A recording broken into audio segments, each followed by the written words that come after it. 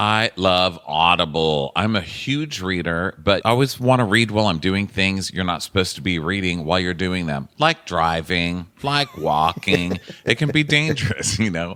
So Yeah. I really love to use Audible. Yeah, Audible is great. I have been really interested in this book Tomorrow and Tomorrow and Tomorrow by Gabrielle Zevin. That's probably going to be my next Audible experience. Audible lets you enjoy all your audio entertainment in one app. You'll always find the best of what you love and something new to discover.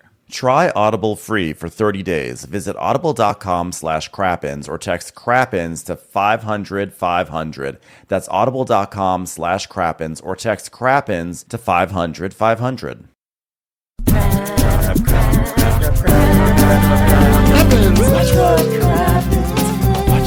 crappens. Who cares what happens when there's so much that crappens? Watch what crappens. Who cares what happens when there's so much that crappens? Well, hello and welcome to Watch What Crappens, the podcast for all that crap we love to talk about on your brovs. I'm Ronnie. That's Ben over there. Hello, Ben. Hi, Ronnie. How are you? Good. We're just marathoning through the marathon. Bravo week. Having such a great time. Today is a very special day because guess what has returned? Southern Charm.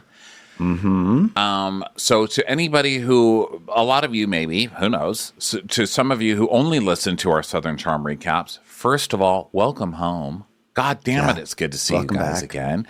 Second of all, where the fuck are you during the rest of the year? We're still here, stupids. Come over and listen to everything.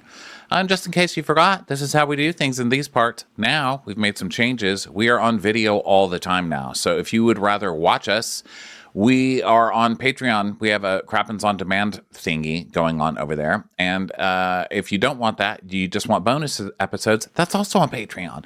The videos are free on our YouTube a week after they're posted. But best way is fresh, guys. Posted same time as audio, patreon.com. Thank you to all of our members there. Also, we do a live Instagram show now, Instagram Live. Everyone can do it. It's nothing exclusive. But we do ours every other Monday. First and third Monday of the month on Instagram Live. It is coming up this coming Monday, September the 18th, 5:30 p.m. Pacific time, 8:30 p.m. Eastern time. Just join us on Instagram. You never know who's going to show up. We were told Miss Pat was in there one day. We didn't even know. So maybe we'll try to make that happen at some point. But we're going to try and get the audio good enough to release those as fresh new audio episodes every other week. But until then, get your asses over to Instagram Live and hang out with us. Those are a great, great time with us and all of you. So let's get to the show. Do you have any announcements, first of all, Ben? Oh, go to Ben's Substack because Ben's been riding up a storm on his Substack. I'm not going to get a Substack probably for 10 years until everybody stops doing them, and then I'll go to Substack. Oh, good. Good. But yeah, Ben's doing that. Really good. MBD Fancy is the name of it. Really good recipes and stuff. There's a chocolate cheesecake this week. And just ate some. He sure did. And let me tell you, he came back a much happier person. I am coasting on that chocolate cheesecake high right now. It's so good. Okay, I've been talking a lot, but I'm going to keep going because why not? So Southern Charm came back. I have to congratulate this show. This show really made an effort, I have to say. I thought this show was okay last year. Like, it was fine. You know, it's had a rough couple of years. Catherine wasn't showing up to work last year, which sucks because we like Catherine being on the show. She's no longer on the show because she didn't show up to work. Okay. She's not there anymore. That sucks. But this show did make an effort. They went out and they cast, and it looks like they cast a bunch of D-bags. And that's what this show thrives on. They also put something into Taylor's water. I don't know what they put in there, but Taylor's just a fucking different person now. I don't know who she is. Yep. She is someone going through the emotional journey of a breakup, and she's a little raw at the moment, which is great for us. It's great for us. It's sad to watch it. It sounded one of those ways where you see tragedy videos on Twitter or whatever, and you're like, I know, but you were like standing at the tip of a cliff. You know what I mean? Like you feel sad and you're like, I'm so sorry for your families and everything. And also for myself for having to watch that. But you like literally people told you be careful and you were still standing on the edge of that cliff. And the edge of this cliff. Listen, this show has a great record of kind of like reinventing itself. It doesn't really reinvent, but it always rebounds. Like there, after Thomas Ravenel, after like, can this show kind of like, will it be the same show? And they've found ways. Big people have left the show, and it trundles along.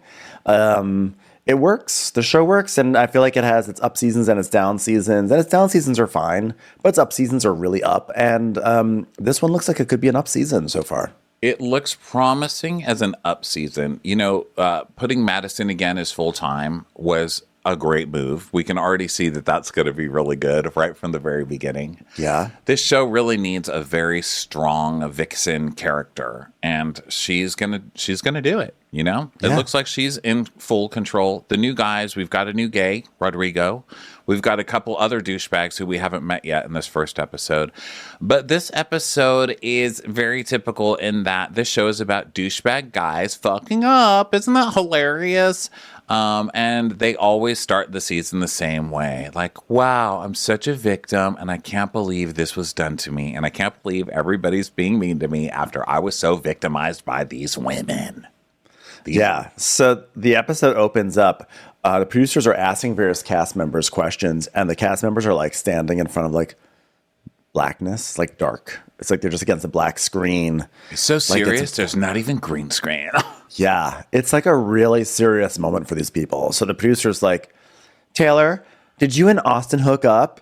And then we see a headline that says, Southern Charm star Austin Kroll hooked up with Taylor and Green. And then we see Austin with his parents, and he's like, guys, there's something happened with me and Taylor. It's insane right now. It's insane what happens. And his mom's doing that thing where she's like trying to do a crossword without her glasses. She's just like, what? And then we see another headline. Now, the first headline was from Page 6, which was awesome. This next headline is from C3I3B News Daily. I was like, wow, you guys are really dwindling already with your headline data. Yeah. Just keep putting up Page 6 over and over. And it's producer, did Taylor and Austin have sex? And then Olivia, who's like in a chain top with a black tube top. Olivia, I'm still not sure about, I have to say. Yeah. But she laughs and she goes, is the sky blue? And then we hear like, ba-ba-doo. It's like a question, like, I don't know if the sky is blue. Ba-ba-doo. It's like a shrug, ba-ba-doo. Like, ba-ba-doo, don't ask me questions. I don't know. And then we cut to Shep, who's in a bright orange puffer with a plaid scarf over the puffer and a terrible striped shirt under the puffer. And he still hasn't combed his hair, probably in 4 years. And his face looks like a crinkle-cut fry. As usual. And he's shaving definition into his chin. I mean, Shep is a mess. He's doing that thing where he's trying to shave a shape. Oh. So he asks Austin, she's like, gosh, if y'all hooked up, would you tell me? And Austin goes, define hookup. Which is not an answer probably someone wants to hear. And Shep tells us, gosh, I don't know. I haven't recognized, you know what? I still just don't know what to make of any of that. And then we get at and Craig is talking to Austin now. And Craig's like, is this what happens when you muddy? This is what happens when you muddy the waters. It will rear its ugly head at some point, Austin. Ugly, like muddied water, ugly head will rear its head. So Austin's like, I know how Charleston is. I mean, rumor mills, they spread like wildfire, right? Like insane right now, rumor mills. Insane wildfire. And then we see Taylor. She's talking to us now, and she goes, don't believe anything you ever read on the internet unless it was talking shit about Shep. Fucking Shep. Leave me out of the relationship, you fucking asshole. Go come on some whore's face. Don't believe anything you've ever heard on the internet unless it's about Shep sticking his dick in a whore. So then we see more headlines. Southern Charms, Austin Kroll, and Taylor and Green thought about dating, quote unquote, after they, quote unquote, made out, says source. Okay, who is the source? Because literally nobody cares. I've not heard about this until literally, I'm going to say literally a lot today, warning you. I've not heard about any of this until today. Nobody reported on this, and nobody cares. I didn't even know Taylor Ann Green's name was Taylor Ann Green. I just know her as Taylor, the lady who doesn't speak until she's calling someone a whore on Southern Charm. Yeah. So then it kind of like segues into the trailer, and then we go to 2 months earlier. So there's more renovations happening in Craig's house, and Craig and Paige are there, and Craig's like, it's exciting because like every time we go downstairs, there's like something new to look at. And Paige is like, no, gross. It's like not the morning lullaby I love waking up to, which is funny because usually you listen to a lullaby at night to go to sleep, but like I'm complicated. So don't we see a clip of a bunch of stuff, right? Did you not see that part? That was like the trailer stuff, yeah. We already talked about this? Well, because in the beginning, it's like new interview stuff, and then it goes into stuff that's like a trailer, right? Yeah, like what's coming up on this season, because that's how Bravo is now. It's like we're starting with an affair of some kind, even though this would not be an affair. And then we see everything bang, bang, bang. Okay. Yeah. So then we go to Gary. Gary is Olivia's dad calling, and he's like, Olivia, my favorite tenant. And she's like, your favorite tenant is out here picking up dog poop in the lawn. I don't know what to do with it. There's so much of it. I thought yard people will handle this. Don't we have some pores to pick this up? And then she picks up the poop and just flings it over the other side of her fence. I'm like, what a nasty ass person. You know what? I stand by everything I've ever said about Olivia. Still hate her. Who does that? Who fucking does that? I'm furious. Okay. And I'm a dog owner. Guess where my dog poop is? Still all over the backyard. It's for nature to enjoy. You don't just throw that shit over a fence, literally. Who are you? Who raised you? And Gary, do a better job next time with than Olivia. I mean, actually, because they've had a really rough year. So that sounds super shitty. I just immediately felt guilty. No, I know you didn't mean it like that. I did not. To anybody who's like, how dare he? He's even worse than usual. I did not mean that because her brother passes away at some point this year. So I didn't mean that, Gary. I just meant tell your daughter to not throw shit over a fence. Don't throw poop over a fence. The fuck? Okay. Jeez. So Austin's making an omelet, and it's so sad. It's like the saddest I've ever seen Austin. Like, he's just so alone. And like, guys, why is everyone so mean to Austin? All he wants to do is make the perfect omelet. And also the omelet looks very hard and terrible. And he's still a terrible It's like brown. He flips it over and it's brown on one side. He goes, perfect. I was like, oh. So then Madison goes to sit on a chair outside on her front porch and then immediately spills. She's like, this is why I need a lid on every single thing I drink. I am born for corn. I am not born for non-lidded drinks. My cups are like Austin's Muppet mouth, flinging liquid everywhere, open all the time. Jesus, shut your goddamn lid, cup. So then we go over to Pat's house, and we just see Whitney, who is just...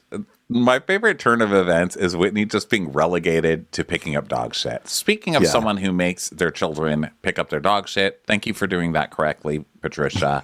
So he is now cleaning up a pee pad, and then Randy, a tiny Martin Sheen character in glasses, whizzes by, and he's like, oh, excuse me. Whitney's like, oh, sorry. And we find out that Randy is Patricia's new butler.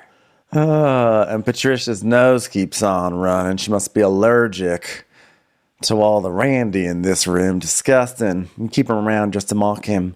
And then we see Vanita putting a sweater on her dog, Charles, still trying to make Charles happen. And then Taylor is feeding, she's got a dog now named Penny. So, guys, as a single person who just talks to my dog all day, I get it. I am this kind of person. Guess who I don't want to watch on TV? Me. Okay, talking to my dog. I could watch myself on YouTube talking to Ben, but that's not the same thing. Nobody wants to see me talking to my dog. Stop with the people talking to their dogs. It's making me sad about being single with the dog. So then we come back to Craig's house, which is still under construction, amazingly. And Craig is like, he comes down the staircase to the first floor. He's like, wow, these new stairs are so much nicer than they were before, because before it was just kind of like a gaping hole into the basement. Because one time I tried to drop an anvil on the staircase to see if it would work like a slinky, and it just made a hole down to the basement. Hey, Paige, you want a nice coffee? And she's like, Yes, with regular milk. I think you and I are the only people who still drink milk from a cow. I love milk. listen, it's been a minute since I've seen Paige because she, what has it been 5 weeks since she's not been on TV on Bravo. Missed ya. I love that Paige is finally coming on TV. Like, I'm making a fucking stand today, and I don't give a fuck what anybody thinks. I'm standing up for cow's milk. That's it. She's like, pure dairy milk. I'm doing it. She's like, well, as long as I'm going to probably have to move to the South, I should start saying things like, what's the deal with milk these days? It's like not even milk anymore. Yankees. You know what? I'll tell you what my boyfriend, you can say whatever you want about my boyfriend, but I'll tell you what he's not doing. Growing breasts from drinking soy milk. Okay? Because he's not a soy boy. What if Paige just turned into a total like culture wars person? So Craig's like, yeah, when me and Paige first started to date, this house was in shambles. And I think this house is finally at the level where I can start looking to the future and me and Paige's relationship, which is basically a house that's clean now, but is built on shambles. Oh, honey, Paige is so leaving you. I'm calling this one. I'm calling this Big Bravo one. Paige is leaving you. Okay? There's no way this is working. I've always suspected maybe, I know Paige is too good for Craig, but she seems to like it, or there's something going on. But I thought maybe they're just going to ride this out for TV. But it's apparent after watching this episode, oh, she hates your guts. But like we talked about earlier in the week, maybe that's love. Like, who knows? Yeah. Well, it's, especially in this scene, because now they're looking at the unfinished pool, and there's like a little sun shelf, and Craig's like, the sun shelf is my favorite part so far. That's for kids, right? She goes, it's for tanning. You literally spent $100,000 on this pool and didn't even know what your feature was. Because she put that in there because she's coming in and like bossing around like what's going to go where, and he's like, and her arms are fully crossed. She's just so annoyed at Craig. She just hates his guts. It's so funny. And also I love that she hates the construction people too. Like every time a construction person comes close, she's like, Craig, let's go inside here. She's like, I want to shoot my scene and go back to New York. Can we just finish this? Yeah.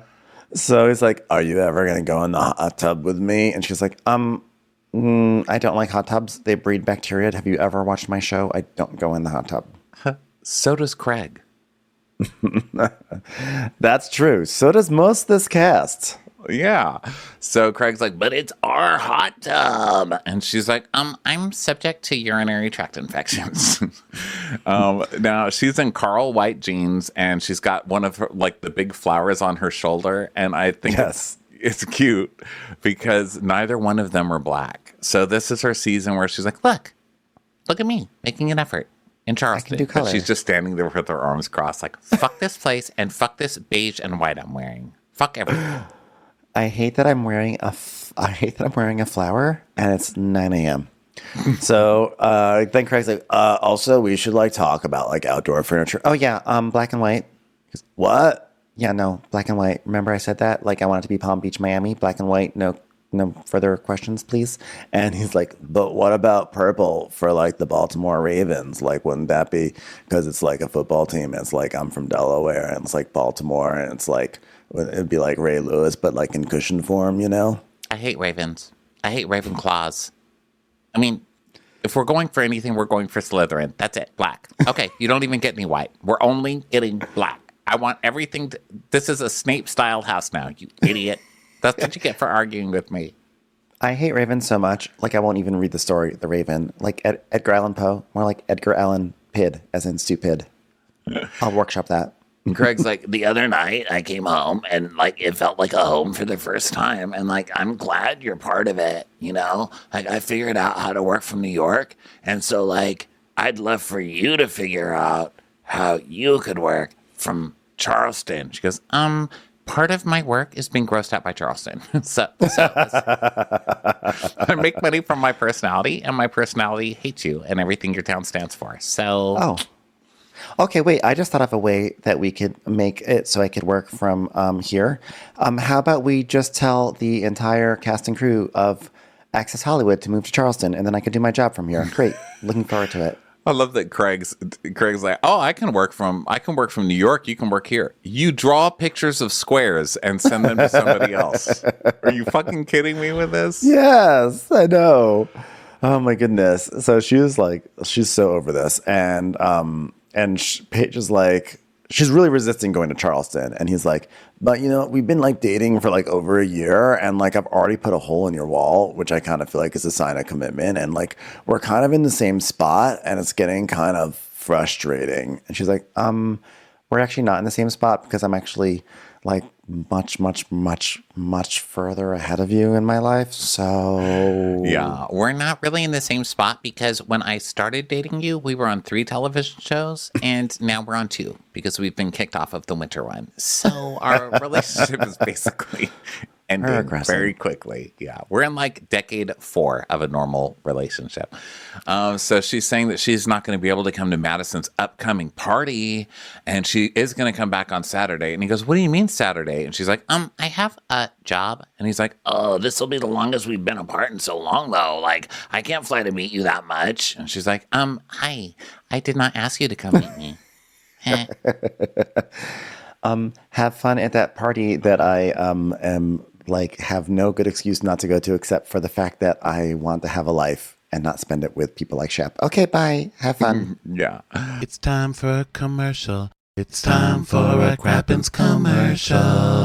Hey listeners, you need to know that Wondery's shocking true crime podcast Over My Dead Body is back for a 4th season, Gone Hunting. This newest season covers the story of Mike Williams. It was Mike's 6th wedding anniversary when he set off on a hunting trip into the gator-infested swamps of North Florida. He figured he'd be back in time to take his wife Denise out to celebrate, but he never came back. Friends and loved ones feared he met his fate through bad luck and a group of hungry alligators, leaving his young family behind. Except that's not what happened at all. And after 17 years, a kidnapping, and the uncovering of a secret love triangle, the truth would finally be revealed.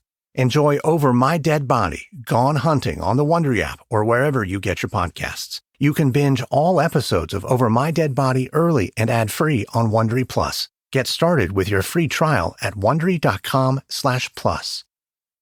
I want you to picture Steve Jobs tinkering with a computer in his garage, Walt Disney drawing cartoons for his high school newspaper. Every big moment starts with a big dream, but what happens when that dream turns out to be an even bigger failure? Each week on Wondery's new podcast, The Big Flop, host Misha Brown is joined by different comedians to chronicle some of the biggest failures and blunders in pop culture history. Each episode will have you thinking, why in the world did this get made? From box office flops like Cats the movie, to Action Park, New Jersey's infamous theme park that had countless injuries, many lawsuits, and rides so wild it became known as Class Action Park. Or Quibi, that short-form video platform with an even shorter lifespan. It's a story of a spectacular failure with lots of surprises along the way. Enjoy The Big Flop on the Wondery app or wherever you get your podcasts. You can listen to The Big Flop early and ad-free on Wondery Plus. Get started with your free trial at Wondery.com/plus. Boom, we get a boom, and it's slow, cloudy music, and we see Madison's new house, and she's got a cocktail in one hand, and she's stirring clear pasta in the other hand, and Hudson's outside doing like a perfectly happy father and new father and new son scene, playing with water guns outside, and it's just so fun and cute and adorable. I'm not buying one fucking second of this. Yeah. Brett, of course, is really cute. He's got nice arms and everything. And Madison is just standing at the door with her cocktail. My mother. Yeah, I am. You sound like my mother. He's cute. He has nice arms. Really? Anything else? Nope. Just nice arms. That was my TV Guide review. It's like 8 p.m. Brett. What is this show, Brett? Cute, nice arms. So, how are his knees, Ben? Tell me about his knees. So Madison's holding a cocktail in the window in the door, looking very like Southern, and she's like, "Wow, they're really going for it." I've been a single mom for 7 years, and to see Hudson and Brett play together really means the world to him. Before Brett, I hadn't brought my guys around, any guys around Hudson. And the producers are like, "You brought Austin." I haven't brought men. I've only brought little boys who are strange, like Austin. Just very tall, tall little boys who can't close their mouths. And then we see 2 years ago at the reunion, Andy going, "Hey, what dating advice does Hudson give you, Madison?" She's like, "Well, he hates Austin, and Austin only really started trying to play house when filming was about to start. That's the God's honest truth." And Austin's just like, ugh. And then they show that clip of that. When they got ice cream at that place, I swear, if we ever go back to Charleston, I need to go to that ice cream shack because it looked so good. So Madison is saying it was like day and night when she met Brett. Like, for like Hudson just loved it and felt like even though Hudson's dad is active in his life, Hudson's happy that he feels like he finally has a family. Everyone's under one big roof. And so the boys come back inside and Brett gets Hudson one more time. It's like, gotcha. And Madison's like, Brett and I, we married in Mexico in November of 2022. And Hudson was holding my veil and my rings and my car keys and, some little change I had in my pockets. Basically, I confused him for just a trident. He was holding my trident. You never know when you're going to need that. He's such a good son. You know that little thing you do when you check in at Gold's Gym and you have to like swipe it and normally it's attached to your keys. Mine had fallen out. So he was holding that too. No bridesmaids, just him and Brett. And it took everything in me not to start bawling crying. I didn't even cry really a little bit. Not even a little. Well, maybe on the inside. I was crying on the inside, but it was a small wedding, just family, because we want to have family. So, I can celebrate friends. I can celebrate with friends later. And she's telling Hudson, oh my God, look at him eat. You don't eat like that in front of other people, do you? Jeez, you look like Austin trying to give a speech. Brett is a chief firefighter, and it's a great job, but it's in California because, I don't know if you know, but you're not allowed to date someone in Charleston on this show anymore. So he's gone for about 3 days and home for about 8 days, and I just want to make sure every time Brett comes home, he feels like I've made it special, okay? I'm like, okay, this is doomed. Because how many times do we see this? It's every time he comes back, it's special time. So if there's an issue, can't bring it up because it's going to ruin the special time because we only have special time. Yeah. And then it's just, it's disaster. It's trouble. He's coming off as inauthentic to me. Now, he doesn't do much in the show and he's not a TV star. So I get that he's not really used to this. Maybe he doesn't even want to do it. I can't imagine dating somebody on a reality show and not wanting to be on one. That seems stupid. But Madison is extraordinarily hot. And she also has the magic thing that guys seem to love the most, which is being petite and blonde. Okay, that's what guys love the most. It's like that's like how girls are like, oh my God, he's 6'4". Why Austin will always get laid.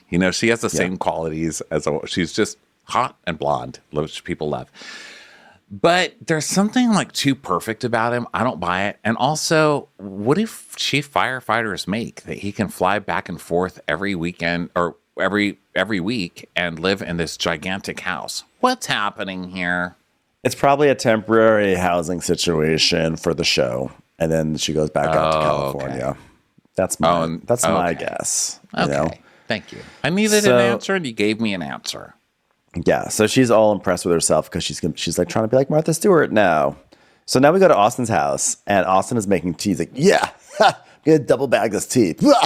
So he's like sitting there reading his tea box, and he's like, "This is insane. This tea box: ashwagandha, hemp seed, spearmint, tranquility, peace. Stupid. Actually, and I have to say, I take back what I said before. I loved Vanita and Taylor's solo dog scenes. They were a lot better than watching Austin read tea. Okay. So he's wearing a Trop Pop shirt, which is still hilarious that's happening. Is that still a thing? Where do they sell that? Have you ever seen that out in the wild? I haven't, but I thought they sold it somewhere. That's big, to someone. But still. So I just wrote loser. Okay, so he calls Craig, and Austin's like, Craig, I can't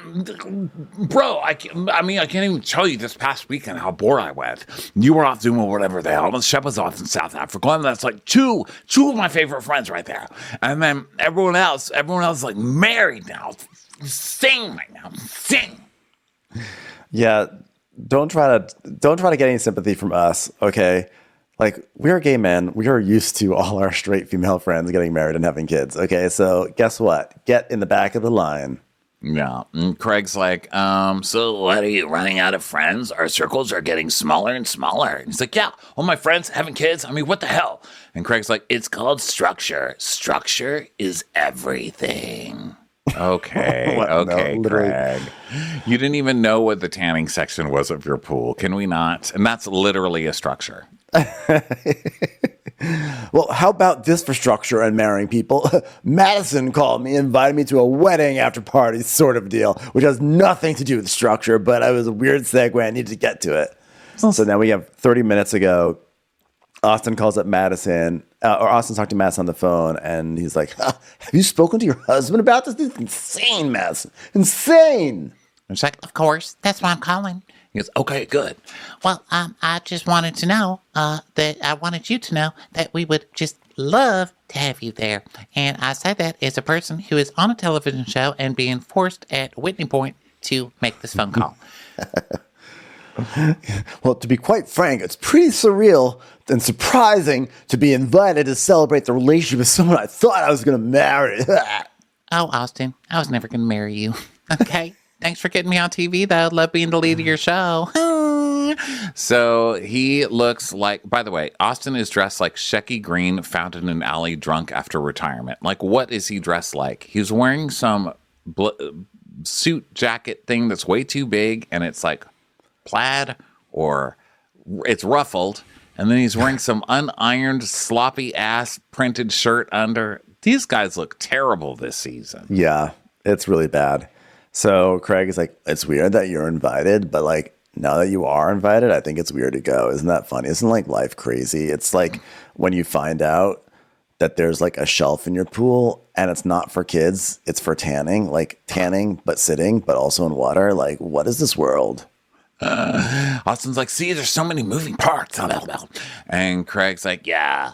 It's like, should you wear a white tux or a black tux? Hilarious. and Austin goes, I'm going to wear all black. You guys. So now we get, okay, first of all, some props.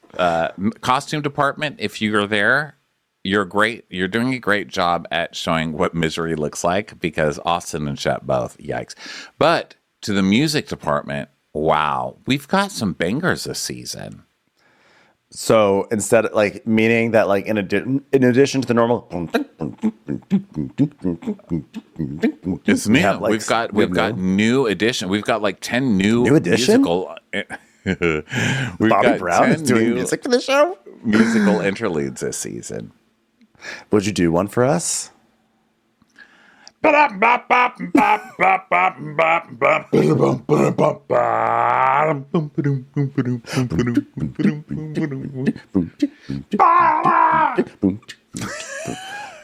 So Taylor and Olivia meet up with rollerblades. They're gonna go rollerblading, which was not what I was expecting. I feel like the only place I ever see people rollerblading is like by Venice Beach. So it's like weird to see someone wanting to rollerblade on Southern Charm. Feels very like Real Housewives of Orange County. So You know which what is else not feels Venice like Orange Beach. County? It's funny that you said that. What reminds me of Orange County as well is they're like Emily and Gina. They're kind of those new housewives that come. Nobody else really wants to talk to them, but they're there anyway. They got cast. And they're kind of the only ones who are friends with each other. So they're going to work really hard to be friends, even though they're not really suited to be friends, you know? But I'm okay with Taylor being on there because Taylor is right now like roiling with bitterness, which I think is hilarious. So I'm all for her getting a second season or whatever season. God, I this is for her. love your pain, darling. I do. I mean, I'm fine with at this point. It's the beginning of the first season, it's the first episode of the season, so I'm okay with everyone being there. Olivia gets on my nerves, especially since the dog shit, but I'm trying to get over it. So they go do some rollerblading, and Taylor's like, I need to do some squats. My butt's getting flat. And Olivia's like, yeah, your butt is like super flat, I'm sure. Oh, yeah. You know, it's funny because on all the past seasons, I'm like, is that Taylor or is that Kim Kardashian? That big ass on Taylor. God, look at that fat ass on Taylor. Wow, she's got curves. I'm like, what are you talking about? Just getting flat. It's so weird. So have you ever grown up around, like, have you ever been around a baby as they're growing up? Like, I don't know if you had that I try not to. No. I didn't think so. I know it sounds like a weird question. I've heard of it as a concept, but it's not something I usually try to witness. But there's this point where babies, like, they start going bah, bah, bah, bah, bah, occasionally, and then they'll say something, and you're like, oh my God, the baby said something, and everyone's like taking pictures. And I think that was Taylor at the reunion where people are like, Taylor talks. And now this is the part where they just keep talking, and you're like, why are they still talking? Yeah. Like, She's also the why? part where a baby learns the word no and goes, no, no. So that's basically also her season right now. So, And by that, I don't mean like, why should Taylor talk? I'm just not used to it, you know? And I'm like, wow, she's talking. And then she's just going on and on kind of about the same thing as the episode goes on. And I'm like, oh, wow. Remember when you didn't talk? I know how problematic that sounds. I don't mean it in like you're a woman, you shouldn't speak way. I just mean it in like you were silent for so long. I just don't even know who you are right now kind of a way. And I like it. I love the anchor. New Taylor, like I'm all about it. I'm all about into her new rage. Taylor too. I love new chapter Tay-Tay. Yeah, Tay-Tay. So they're rollerblading, and Taylor's like, I was just driving this way, and there was a guy on a bike, very attractive. I'm so into new guys. Definitely don't still have feelings for Shep whatsoever. Into bicycle guy. Oh no, I just realized the bicycle guy was Shep. Damn it. He actually wasn't riding it, but it was on the back of a pickup truck that was driving it. Poor Shep just doesn't really have much lower leg strength.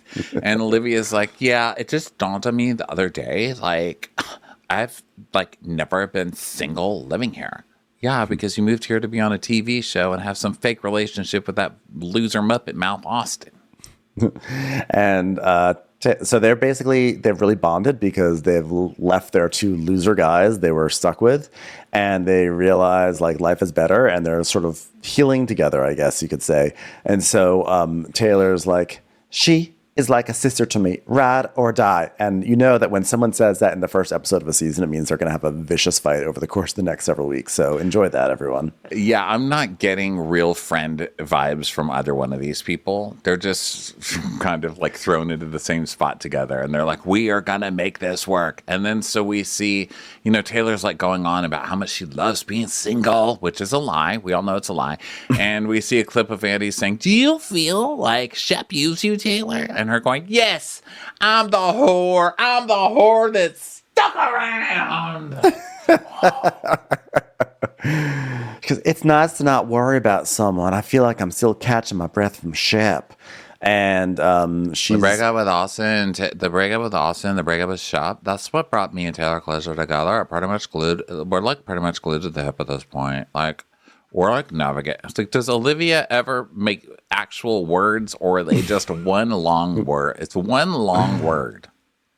She's just looking for poop that she can fling over a fence somewhere as she rollerblades by. So Taylor's like, she's just rollerblading to drop her dog shit all over the path.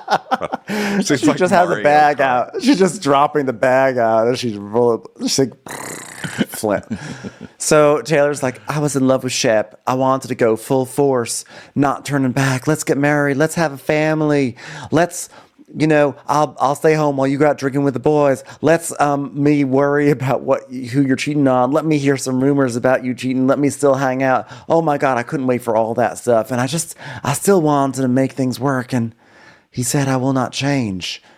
I'm like, yeah, you also could have just watched the TV show, because the TV show, you could have really saved yourself a lot of pain. I'm not victim blaming, but I'm just saying in life sometimes there are tools for you. Yeah, like TV, you know. TV is a very powerful tool. So she's like, you know, it's hard for me to understand his emotions and all that, because I felt like I was constantly fighting, and he didn't want to fight for me. He didn't want to fight for me. I was like, you know, look, even if you didn't watch the TV show, okay, and even if this were just a normal thing where this was the sign, when Shep actually told you, I'm never going to change. I'm going to be like this forever, and I'm never changing a fucking thing for you. 20 times he said that. I saw him say it. Now, does that make Shep less of a piece of shit? No. Shep is the hugest piece of shit on this show. Yes. Like, for somebody to out piece of shit almost, at least come neck and neck with Thomas Ravenel on this show. Shep I know, that's so bad. It's really sad. Shep is a piece of shit, and if there were teams, I would be totally Team Taylor. And I have to also remember that she's a lot younger than me, and I get it. You know, I've been in love with idiots too, but fucking Shep. Ugh. Shep literally told you what a fucking asshole he was, and that just goes to show you, my Angelou people, when they tell you who they are, believe them. Okay. When they tell you who they are, she's like, I just wanted to get married and have a family and play games of egg toss without screaming, but I guess we can't do those things. You know, I just wanted a life full of tossing an egg and being called a fucking idiot in front of all of them. I'm like, run! Why are you crying? This is a party, and the fact that nobody is rallying around you, throwing you a party for this shit, and you too. What are you fucking crying about over there, Olivia? You were never even dating Austin. I don't even believe that bullshit. You two are the luckiest people to be away from those They're in a great losers. position. I'm You are happy for both them. way better than those idiots. So, but obviously Taylor still is like in love with Shep, and she's like very upset because she said that he didn't want to fight for it. And I'm like, girl, you are so lucky you didn't want to fight for it. You are so lucky. So anyway, because it could go the other way where he's just manipulating her and trying to get her to stay so he can continue to torture her. And I actually think this is so much better for her because, God, what a fucking loser. And this girl's nice. Like, we have no evidence that this girl is anything but completely fucking lovely. So yeah. Well, I have a feeling when you said like what you just said about like Shep, I feel like that's going to happen this season. So now Shep, meanwhile, he's driving with little Craig. He's like, Craig, look, it's Isle of Palms. We're home, Craig. So they're coming back in the house because he's apparently been out of his house for months and months and months and months. So he says, like, after Taylor and I broke up, I was a little broken, frankly. I just wanted to travel, get out of Charleston, clear my head. I'm like, you don't get to be the one who is broken in this situation. You are the breaker. Yeah, not only that, you know, you shouldn't be allowed to just go pick up your fucking dog so you can shoot with somebody because that's some bullshit. You gave that dog to your parents, okay? And everybody knows it. And so you acting like, oh, I was just so depressed that I just gave little Craig to my parents temporarily, not because I couldn't train him or raise him on my own. You fuck. How dare you do this to that dog? How dare you? So the dog is just looking around the house like, what the fuck is this place? And where's the person who takes care of me here? Because certainly it's not this guy. I mean, the only thing we have in common is that we both try to lick our balls. Well, I went to Australia and then Austin came and met me there. We wanted to see whose mouth was bigger, his or the Sydney Opera House. He won. So we traveled, and, when you're traveling, it's like you're like a child, childlike wonderment. And I'm like a child anyway. Ah. And then we see clips of them together and Shep going, wow, you never know what the world holds, right, Austin? And Austin being like, whatever you want, dear. And come on. So then he talks about how he went to South Africa by himself. And then we see a clip of him like, here I am at the top of a mountain. Mountain, I'm not going to be here for you in the long run. Please don't count on me. The mountain's like, please don't leave me, Shep. You have a trust fund. It's time for a commercial. It's time for a Crappens commercial. So now Shep's back in his house alone. So he FaceTimes his mom, Frances, and Frances is like, welcome home, honey. Glad you took that dog away. How many more hours before we have to retrieve it? Because I know you can't take care of it. He's like, I am home, you hoe bitch. Do you remember when they told so him mean to his mom? When they tattletaled on Shep for being really mean to his mom? I will never, every time I see Frances, I'm like, you poor fucking thing. He's like, no, that's how we talk in our family. Yeah, it's just what we do. So it's a little surreal, honestly, Mom, because, I've been gone for so long. She goes, you'll get used to it. And little Craig will, too. God, I miss that dog. It's so strange not having him here. It's weird because he's never been in Charleston where Taylor wasn't in his life. I'm like, I'm sure the dog is not operating the same way that the humans are. So Shep is like, Taylor has a new dog, Penny, and hopefully they can get together and be copacetic. And then maybe little Craig can just tell little Penny, I'm not going to change. but you know what? I know she can't forgive me right away because different people have different timelines. Oh, shut the fuck up, Shep.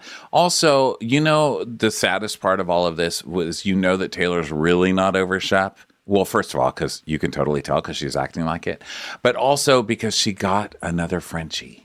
Which I is noticed just, like, that. literally not being able to let go is trying to get the twin dog of. It's like trying to replace what she lost. Oh, Yeah, it's I did notice that.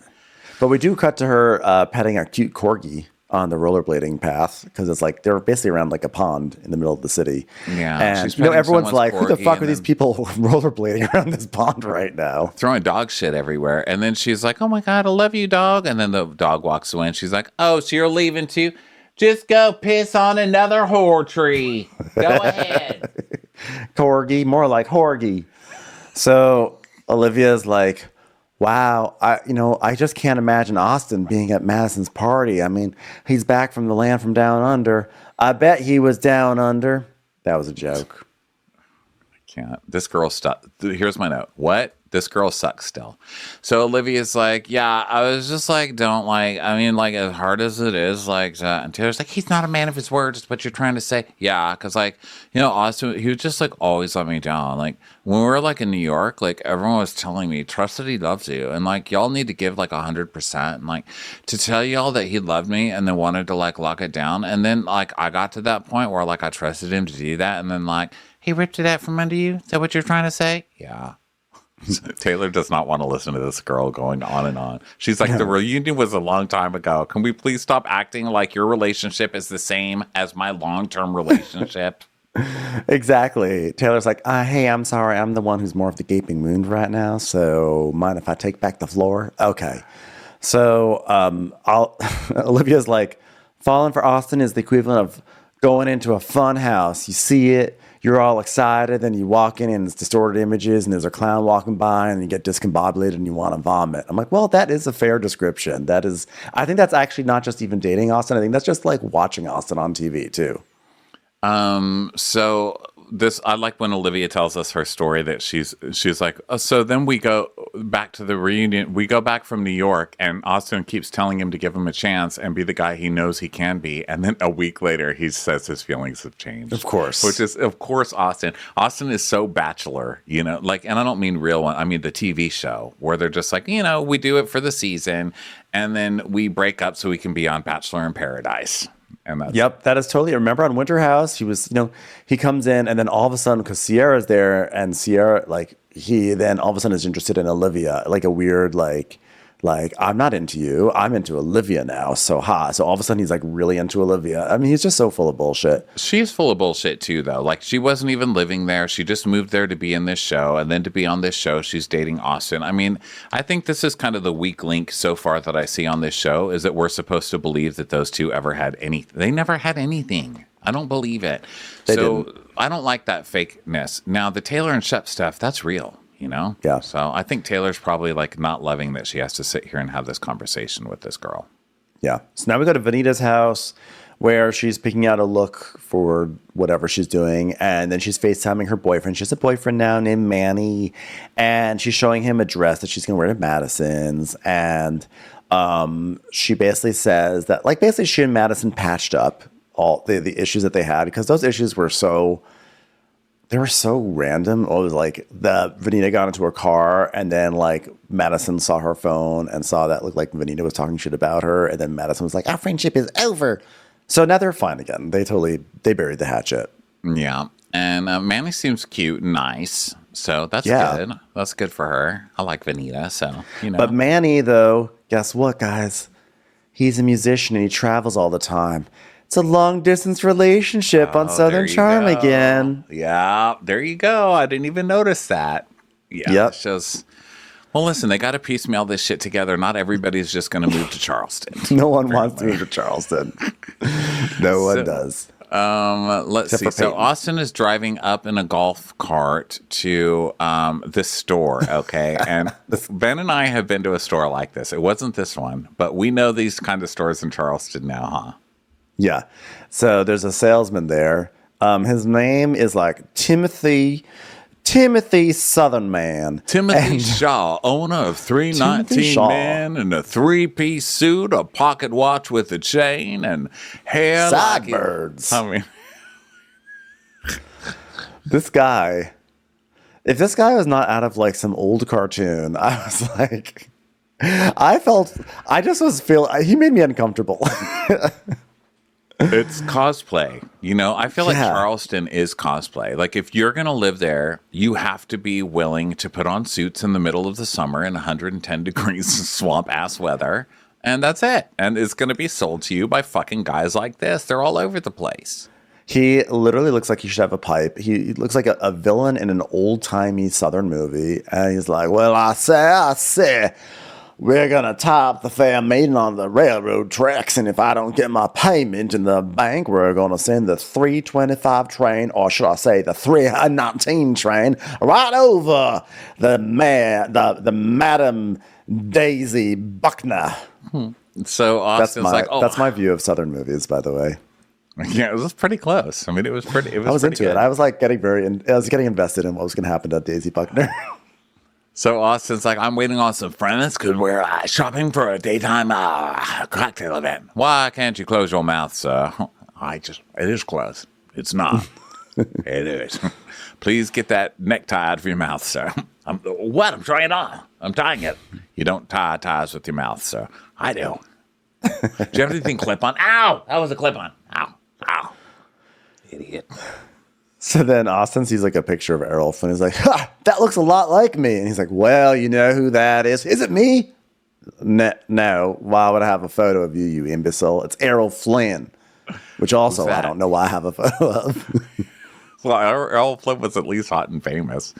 So Austin goes, who's that? Which I'm so embarrassed for you. And Shep is there. Shep has come in. Yeah. He's like, oh, he's an actor, gosh. And Tim's like, he was known as the swashbuckling pirate guy. And Austin's like, I wish I had his hair and his face and his talent and his money and his job legacy, and his worth and his effort. I mean, literally anything. And his charisma. Literally anything. So then Austin's You're like the garbage pail version of Errol Flynn. Ass Harold Flynn. That's what you are. Cannot believe you're even comparing yourself to Errol Flynn right now. How dare you? So then he looks up Errol Flynn's bio on Wikipedia and he goes, whoa, he was known for frequent partnerships with Olivia de Havilland. Ha! And reputation for womanizing and hedonistic personal life, and left a trail of destruction in his wake. We're not going to look at those parallels right now. So Austin's like, this man is handsome. This man is my grandfather. So they're trying on jackets, and Craig comes in, and now we get like a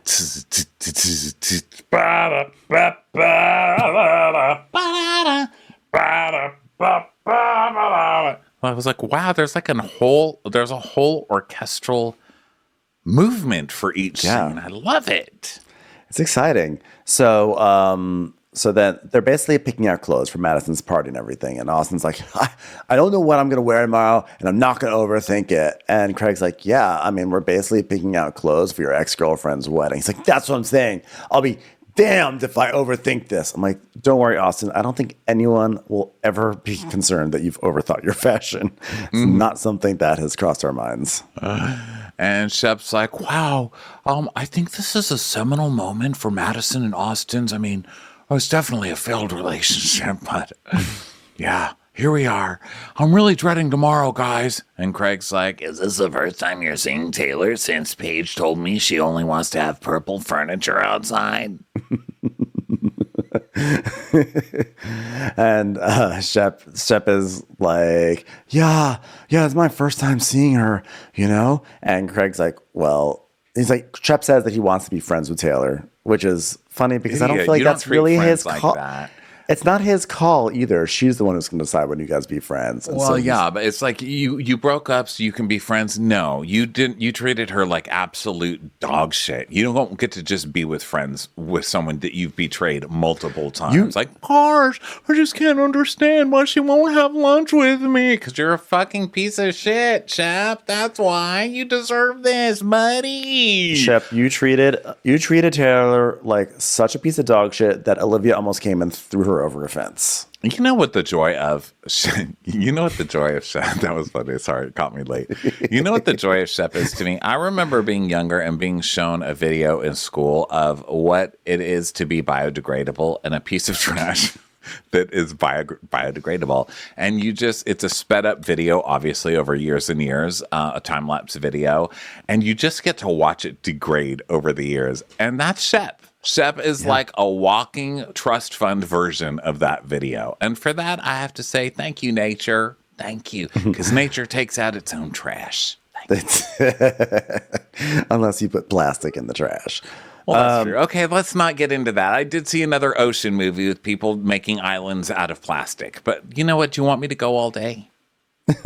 I do. So basically, he wants to be friends. And Craig's like, no, you can't be friends. It's not how it works. Like, Shep thought he was going to marry, like, she thought she was going to marry you. And Shep is like, yeah, but like, how about people who actually did get married and then are friends after divorce? And Craig's like, yeah, but that's because there's usually kids involved. I mean, you're an idealist and you're not a realist. Wow. Can't believe I pulled that one off. I know. And I love that Craig has this whole new ideal now because Paige told him last year after he was like, what? I'm friends with Naomi. And she's like, no, that's not how it works. And if you ever break up with me, I'm done with you and you're never going to speak to me again. He's like, oh, that's how it works now. So he's like, which by the way, kind of agree with for the most part. So Craig is like, Shep has always tried to normalize being around your exes. And last year, they wanted me to integrate Naomi back into my life like nothing happened. And that's just not how things work with Paige. A lot of those unresolved feelings resurface. Like, listen, when was the last time you asked somebody, how long did you serve in food and bed? The worst part, like, I invited her to my party, and then she actually wanted to come to my party. Like, it was bullshit. You can't be friends with exes. That was so bullshit. So Austin is like, Austin's saying how he hasn't seen Olivia in a month, and he goes, well, according to Taylor, if I want to make it work with Olivia, and Craig's like, what do you mean make it work? He goes, well, I mean, if I want to be friends with her. She's like, oh, so is that what you want, to be friends with Olivia? Because, like, what's the upside in being friends with Olivia? Because we're still trying to find personality with her. Yeah, and Austin's like, no, yeah. I mean, listen, I'm fine. She's fine. I mean, well, listen, it's TBD. It's TBD. So Austin, another terrible outfit, and now he's doing his interviews in like a library at his parents' house. I'm not sure what's happening, but literally every shot of Austin is so sad, and I'm loving it. So Austin's like, I've asked myself so many times what I've done wrong in my relationships, and like, you know, it's been beaten in my brain that it's me, and I'm the problem. It's you. You're the problem. I'm sorry. Have you not been told enough to really understand the problem? It's you. You know, Taylor Swift writes songs about people, and I'm pretty sure she wrote that one song about the lyric is literally like, it's me. Yes, I'm the problem. That was about you, Taylor. That was not about her. That was about you. It is literally you every single time. Okay. So Austin is like, I need to figure out like why the relationships are the way they are. Like, you know, I don't want to be the guy who doesn't have a +1 at a wedding. I'm like, that's that path. That's the path you're going down. I guarantee the path you're going down, and that's the path you want to go down. And stop pretending it's not the path you want to go down. You could be married 90 million times and stop pretending it's some broken little boy thing in you that no one understands you. I'm so sick of that shit. Okay, if you want to just fuck the world, just fuck the world. Who cares? I do it. It's great. So now we see Madison's and Glenn. People are just like getting ready for this party. Everyone's like brushing their teeth. Who am I kidding? But I could. That's the point. Go ahead. Who fucks the world? Ronnie. See, it doesn't even rhyme. It doesn't even fit in a song. Everybody knows it's a lie. Everyone knows. The point is, it's not terrible to be single. Just own it if that's what you want. But stop wasting everybody's fucking time in the meantime. You know, it's also not terrible having wealthy friends like Brittany, because Madison, her party is being held at her friend Brittany's house. So it's this big old house. And so Madison and Brett arrive, and there's a woman named Erica who is very shiny, meaning her clothes are very shiny, and she's the event planner. I have to say, Erica does a pretty good job at this party. I'm like very impressed. We see a lot of Bravo parties. We see a lot of really bad Bravo parties. But you know what? I think this one it looked like a top tier one. I mean, there was a guy walking around shucking oysters. I was into it. Yeah, it was a very beautiful party. I would like to put in a request to the producers. Could we please stop opening every season with a shot of Shep taking a shower? Like, nobody wants to see naked Shep. Could you please they're just keep trolling it off my us screen? at this point. They're just trolling us. It's literally every season they do this to us. This also has a very it's like a pianist there. He's not playing anything fun, just really snooty, like piano type cocktail music. But they cut to him a lot. We get a lot of that pianist. He's got magic fingers, from what I hear. He's like, hey, listen, you want to get me on that camera a little bit? I'll tickle those ivories for you. Dun, dun, dun, dun, dun, dun. Okay, so then Erica's showing her around. She's like, we did mini petite cakes, and I did y'all's monogram on the bar. And most of the party's outside because we have a martini bar. We've got an oyster shucker that walks around. Erica did great work, but stop trying to act like it's a massive innovation that you put a monogram on a bar. You literally put some letters there. That one, you don't, no credit for that one, Erica. Yeah, Erica's really trying it. So then we get Brittany, who's just like Shep's cousin from last year. It's like the new Marcy. It's like the new Marcy, don't you think? Yeah, except Brittany's like, well, Marcy's probably very wealthy, but Brittany just sort of like really seems wealthy. She's like, hi, welcome to my giant house that I own. You're all welcome here. I'm going to be the new Pat. How's everyone doing? She is very like, welcome to my entree to Southern Charm. You know, I wonder if there's a lot of Brittany on the cutting room floor from this party. I bet. So Patricia's not going to be there because she's not feeling well. So then we get a shot of her just going, Whitney, ding, ding, ding, ding, ding. Whitney. Yes, mother. Yes, mother. Go, mother. Yes, mother. Go slap Randy. Mother. Yes, mother. So we cut back, and Erica's like, Madison's saying, well, he's going to come today. Don't we get any RSVPs? I mean, he's coming. And Erica says, well, I got a thanks from Craig, so I guess that means he's coming. These manners. But that is so funny. Will you be attending the party of Madison and Brett? Yes or no? Thanks. Well, what about Olivia? Did we hear from her? Well, Olivia just threw a bag of dog poo-poo on Brittany's lawn, so I think that means she's coming. You have some odd friends, honey. And then a stretch limousine pulls up, which is funny because I think it was very recently the two of us were saying, do people drive stretch limousines anymore? Now it's always like stretch Hummers or stretch SUVs or whatever, but this is a full-on old-fashioned stretch limousine. And of course, it's Austin, Shep, and Greg stepping out, carrying the torch for stretch limos. Yeah. And then we get a shot of the shucker just walking past someone, and he goes, hey, want to shuck that shell in my bucket? It's like, ooh, fucking weirdo. Olivia just put some poop in the bucket. Can you take that? So the boys come in and they see the pianist, and Shep goes, hey, you know any Billy Joel? Because like he just starts playing Pressure. It's like, whoa, that's too intense. Why is he in a trench coat? I mean, there's just so much about this. I liked his trench coat. It was like a plaid trench coat. I liked it. No. So Shep goes up to whoever, to the new guy, to Brett, right? And he's like, hey, man, I'm Shep. It's been a long time that I've been wanting to meet you. What are your thoughts on Ken Burns in Vietnam in general? Madison, see, he exists. He doesn't speak, but he exists. So then, is this a hologram? Wow. Wow. Pretty cool. And Shep does a whole bunch of that, like slapping on the arm kind of thing. So then, and Austin's like trying to cut in to say like, hello, make his introductions. But like Shep keeps on talking and Austin's being so awkward. He comes in and then he pauses and then goes back. That was great. Hate him. So Shep's like, I've been biting my nails the whole time. Like, oh my God, like I went on this trip and then, oh gosh, I'm trying to stop it. Anybody got any ideas? And Brett's just like, Brett has nothing to say to anybody ever.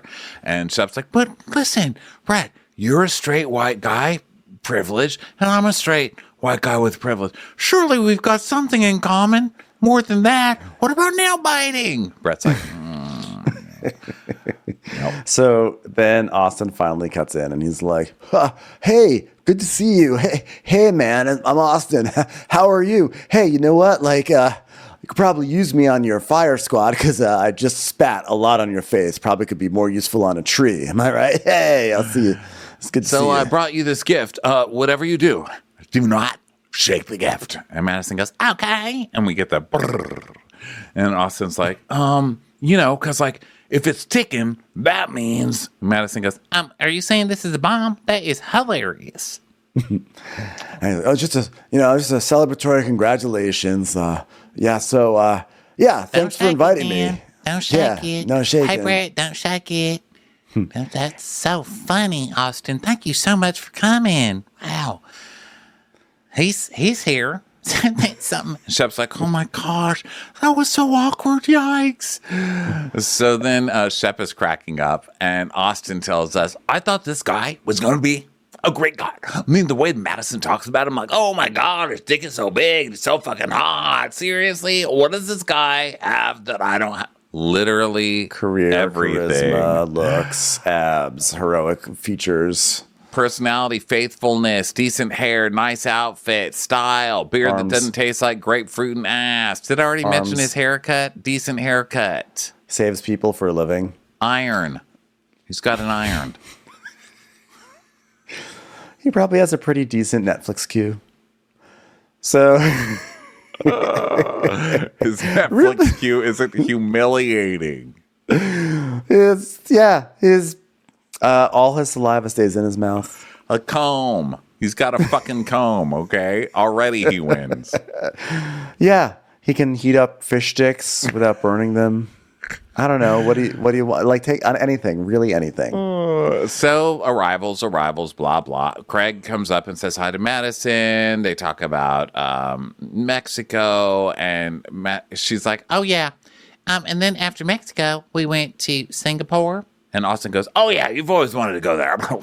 Like, yeah, Brett, after she saw Crazy Rich Asians, she's always wanted to go there. So She's like, yeah, okay, that was so funny. You know where I saw Crazy Rich Asians again? Singapore, Dubai, and Bali. Isn't that fun? Well, I love Crazy Rich Asians because it's the closest I'd ever get to Crazy Rich Austins. Am I right? So I was hoping they'd come out with a single called Spittin' Poor Austins, but they really, somehow that just can't get made. I really wanted to go to Bali because it reminded me of how my relationship with you, but then I realized it was Bali and not Bale. Dyslexia will get you every time. Or, how I left you, ballin', So. In Dubai, you know what I liked about that? It really represented all the ways I fed you because I would do things and buy you things. It was like the last letter I wrote you. Do, bye. Okay, what other world city do you want me to turn into Austin's relationship with me? Hey, penis, Singapore, he's here. Hey, Berlin. Hey, okay, Berlin. I wanted to go to Berlin because it was like the temperature of my vagina when I saw you. Brr. So Austin's like, wow, that was a long honeymoon. Wow, that was a long honeymoon that was extremely insulting to me. So, you know what? Wow, okay. You made a honeymoon out of wordplay that was anti-Austin. Great. Note that you did not go to Austin, which would have been the easiest play. Unfortunately, you spelled your name wrong, so that wouldn't have even really made sense. Come on, Madison, Jesus. You are literally the only person who puts I into Austin, which makes sense because you're so selfish. Okay,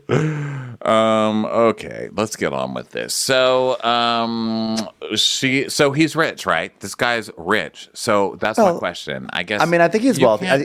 You don't get to go to Singapore, Dubai, and Bali after a destination wedding in Mexico being a fire chief. Like, I just don't believe it. Fire chief and like a beautician. But you never know. Fire chief of California. So that's something. Let's look him up right now. He's a fire chief in California. You know what? It's not my job to question. My job is just to relish Austin's awkwardness and jealousy. And if that's, I don't want to know where that money came from. I just want to live in how small it makes Austin feel. Well, I can tell you this much. The fire chief of California, of the California Department of Forestry and Fire Protection, is Joe Tyler. Well, I think I think this guy is a fire chief in California, not of California. And Well, Joe Tyler, what's his first name? Very What's his well. last name? A fire chief in California can make anywhere between $88,000 and $240,000 a year, according to Indeed. So, pretty good. Yeah, and they probably got some. They probably got some wedding gifts. Yeah, I don't know. I just want to know. I need to know how much he's worth. I don't know why. It's just because he's so cute. He is I just really need him cute. to be really rich. He's good arms. So Vanita shows up, and then Madison's talking about how like she really missed her friendship with Vanita, and they squashed it, and they're friends again. And Vanita's saying hi to Shep, and saying how she's like, I'm not going to go to Australia because I'm afraid of Australian bugs. And Shep's like, they're bugs. What? I didn't see one spider. Like, tell me you are really wealthy and privileged without telling me that. No like, you went to kidding, 'cause- Australia and you stayed someplace that was so clean that you didn't see one single bug there. Yeah, because you hear that about Australia from Americans a lot. Like, oh my God, the bugs are so different there. I've heard that a million times. Of course, I do watch House Hunters International on the reg. So anyway, Austin hugs Vanita. Leva comes in a fur coat, which this show always confuses me. Is it ever... How does anybody own a fur coat there? I mean, I get it morally. You're all disgusting as far as that stuff goes. But it's so hot there. It's like hot and cold because when they were rollerblading, that felt like a warm weather activity, but in the center of that pond was a Christmas tree. So I was like, it's a cold weather moment. And when we were there, it was definitely very cold. So yeah, the weather is a little inconsistent on It those was shows. cold? They have to fix that. When we were in Charleston, I remember it was one day was warm, but one day was really cold. I had to buy a sweater. I bought a chunky sweater at Banana Republic that day because it was so cold. I felt like it was hot. Maybe, I don't know. It's weird. It was one of those days where it's like cold, like in the shade, it's freezing cold. In the sun, it's like warm. It's like annoying like that. But it was pretty cold there. Okay, so Leva didn't know Shep was back. And so she asked him, she's like, I know you're... Leva does that thing where she's like talking to somebody she knows needs pity. So she's talking to them, but she's not looking at them at all. She's like looking around the room. She's like, so, wow, Shepard's back in town. So when did you get back? I know last year was a little bit rough for you, huh? Notice I said Shepherd. That was for my girl Cam. So he's like, yeah, well, it's been a rough past 6 months. I mean, traveling in luxury to exotic locales and seeing places that most people can't even afford to even get 1/3 of the way across the globe towards. It's been rough on me. And then Olivia and Taylor are driving up, and we get a ding. And we see Rodrigo, who's Austin's friend. And Rodrigo is one of the new guys. And he's like, is Olivia coming? And Austin's like, I haven't talked to her. I mean, she's like, I don't want to talk to you. So, and Rodrigo goes, well, it is a new day. Great. Thanks for doing the promo for GMA. So, because that's what they always play that song. It's a new day. And then they show like Michael Strahan. So the girls strut into the party like, yeah, we're and you know they're not real friends because they say things like this. Wait for me, Thelma. My girl. It's like, no, Thelma and Louise, that's never real. Also, people always forget how that movie ends. Yeah. So Shep is telling Leva that he's like really worried about Taylor being there. And Leva's like, well, I think she's still in a space where she feels very betrayed. But I also think she wants to move on. So what I'm trying to say is I'm working really hard to make her an employee at Republic. God, she'd be so good on a sidewalk going, come on, Republic, come on, into Republic, come on, get in, you whores. She would, I was going to say, she will sell no tables. She will sell no bottles standing out there. She'll just be like, whore. You can't come in here, 3-for-1 special on whores. So the girls come in and Shep's like freaking out and Austin's freaking out and they come, it's like, hello. And Craig's like, why am I the one that everyone keeps saying hi to? Because they can't say hi to anybody else. You're standing in between two total douchebags. So then Shep is talking to Brett and he's like, oh, well, that's my ex. I don't really know how to say hello. And he's like, just say hi. He goes, oh, that's hard. How about I lead with this? Hey, Taylor, I'm still really wealthy. How about you? Are you poor again now? No, that's probably not good. And And Taylor's like, well, I might take off this jacket because I want to shake my tail feather. And she takes off her jacket and she's all in black at a daytime cocktail party. And I just feel like Taylor needs help. Like, why is there no one helping Taylor? There's only Olivia. I don't want Olivia. Taylor needs some real girlfriends right now. Taylor honestly needs to not be on the show for her mental health. I'm so glad she is on the show, but like, honestly, she should be in a different city because Shep did such a number on her and I feel genuinely bad for her. And I'm like, I want her. It's also so fresh, to be honest. This is like, I feel like this is also raw and I just want her to have like some space and time to heal. But she's not, and she's here, and it's going to be a rough road for her, I think. So Madison decides to lead a toast. She's like, hey, everyone, I just want to thank you all for coming today. For those who were born and not born for corn, it's just an honor to have you all here. Brett and I am like, we're just so lucky to have you here. Brett, you are my dream come true. You're someone who pays for your own meals. You have arms. You have a job. You keep your tongue in your mouth. It's just something I never thought I could ever have. Brett, the first man that I've ever dated recently who's owned a comb and deodorant. So that's been fun. I could just cry thinking about it. I could. I won't, but I could. So then Austin was like, okay, and if I could say something, just kidding, everyone. And then she's like, no, go. Go ahead. Make a speech. Go ahead, Austin. I love that she makes it. Austin's really not being as awkward as they're making it seem like he's being. And that's what's so funny. I love that she's gaslighting him into feeling even worse. She's like, no, go ahead, Austin. He's like, I was kidding. No, really. Go ahead. Do it. Make a do speech. it, Austin. Do it. You can do it. Don't be a pussy. Make a speech about me and Brett. And he's like, okay, Well, well, cheers to the happy couple then. Cheers to the happy couple. and Shep goes, wow, very profound. Very profound. Yeah, I could have cried. I could have just started bawling. Okay, we have some complimentary towels inside if anyone needs to wipe themselves off after Austin's toast. Okay. Sorry, we should have distributed ponchos first. I'm sorry, but the orca did not just splash the front row. That was Austin trying to speak. So. I'm sorry, we did recreate a scene from Ghostbusters with Slimer a bit too intensely there, so go on ahead. The bathroom is open. So Taylor's talking to Brett, and she's like, oh, hey, you guys having fun?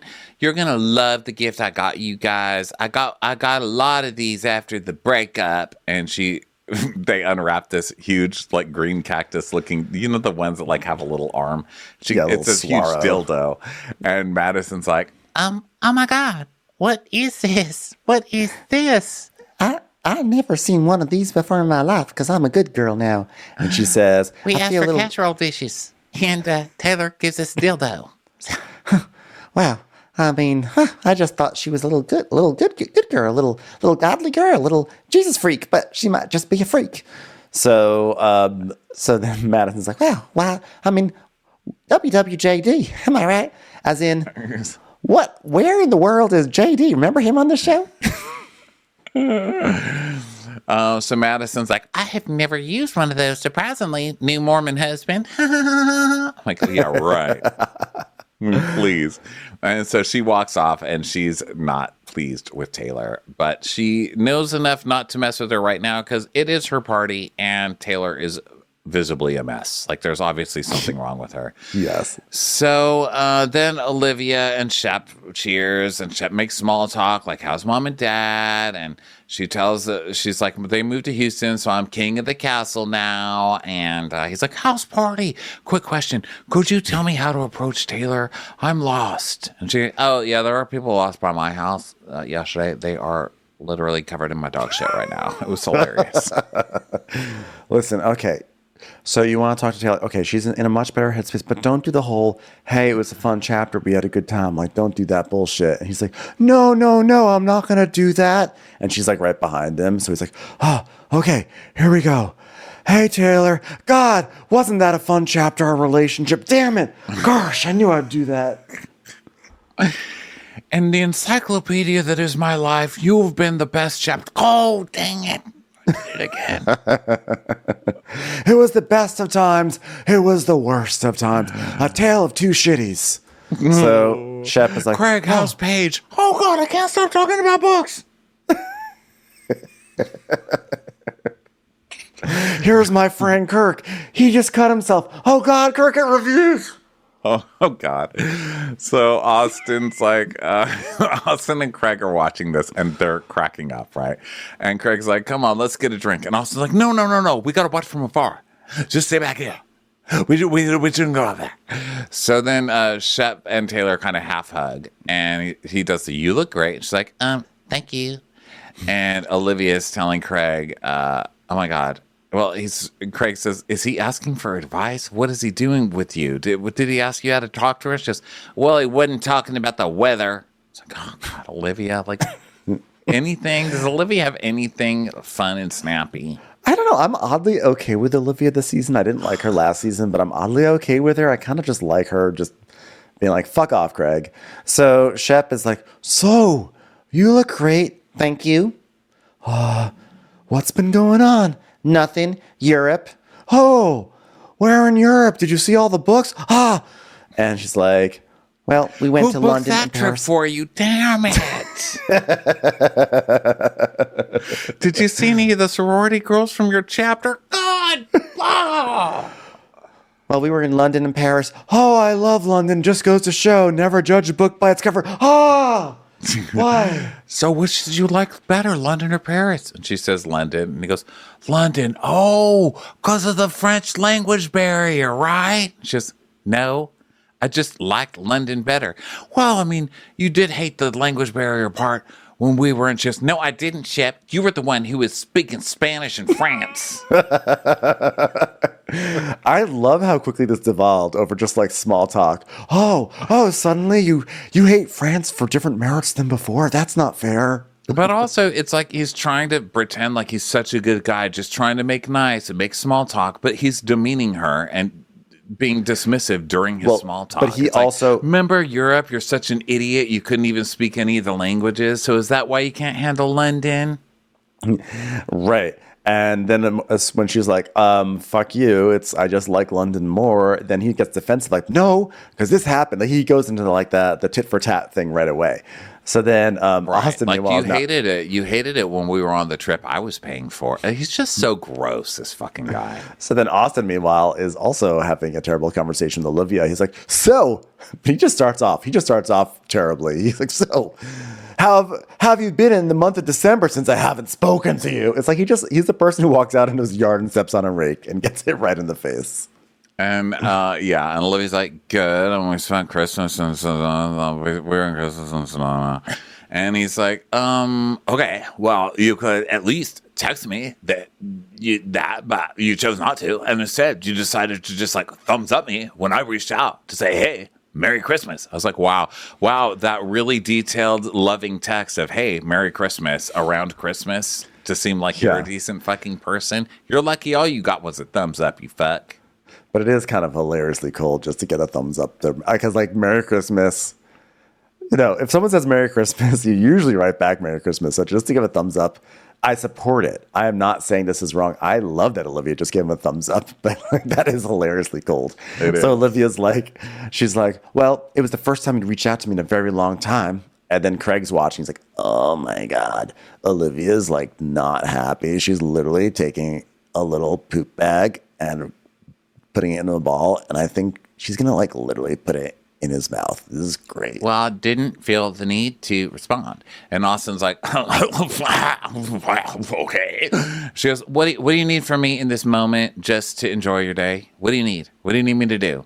And he's like, nothing in this moment. She goes, okay, then we can go our separate fucking ways then. Did you know that dogs shit outside and nobody does anything about it? Goodbye. Think on that one for a while. I was like, wait a second.